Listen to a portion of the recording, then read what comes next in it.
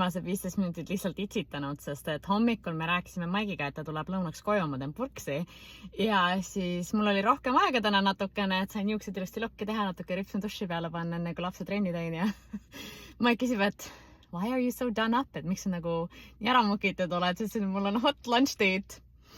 Ta läks endast nii välja ja mõtles, et mis mõttes, et nagu kellega sul lunch date on. Ja ma hakkasin kohe itsitama, et nagu halloo. Ja siis ma nokkisin natukene edasi, et mingi siuke hästi nunnukutt on ja mul on täielik crush. Ja ta lihtsalt vaatab ja siis ta jättis seda rahule. Siis kui ta last nagu siia autosse pani, siis ta küsis, et aga ütle ausalt, kellega sul lunch date on? Vaatan talle otsa, et sinuga ju. Tuled ju koju purksi sööma. Siis ta ütles, et I am so confused. What do you mean? Nagu dude, pane otsad kokku.